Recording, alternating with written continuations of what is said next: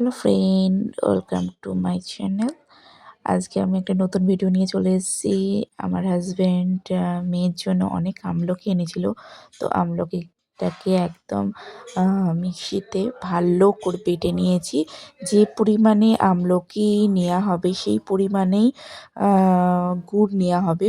তো গুড়টা আমার এখানে একটু কম ছিল, তো কিন্তু খেতে কিন্তু খারাপ হয়নি।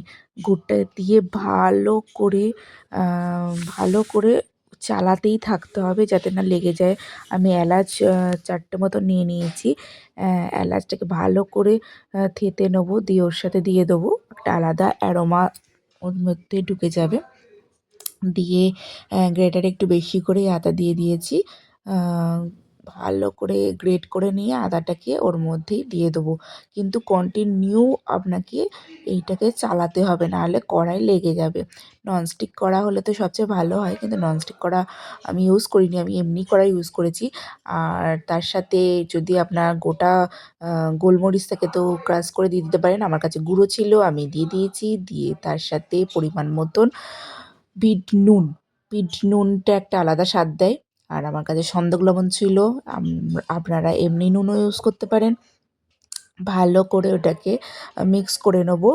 দিয়ে তার সাথে আমি দেবো একটু কাশ্মীরি লাল লঙ্কার গুঁড়ো, কাশ্মীরি এটা কালারটা ভালো আসবে বলে। আর হলুদ দিয়ে নেব ভালো করে। আর ভালো কালারটা ভালো আসবে বলে হলুদটা অবশ্যই দেবেন।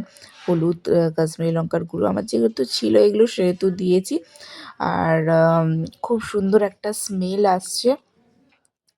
আর অটোমেটিক দেখবেন ইয়ে করতে করতে নাড়াচাড়া করতে করতে দেখবেন একদম কড়া থেকে ছেড়ে আসছে। আর খুব মানে লেগে যাবে না, মানে সবসময় চালাতে হবে, চালাতে চালাতে এটা করতে হবে। আর একটু অনেক দিন বেশি রাখার জন্য আপনারা অবশ্যই পরিমাণ মতন লেবুর রস দিয়ে দেবেন। আর লেবুর রসে এই যে কষা একটা ভাব থাকে আমলকির, সেটা কিন্তু অনেকটা কেটে যায়।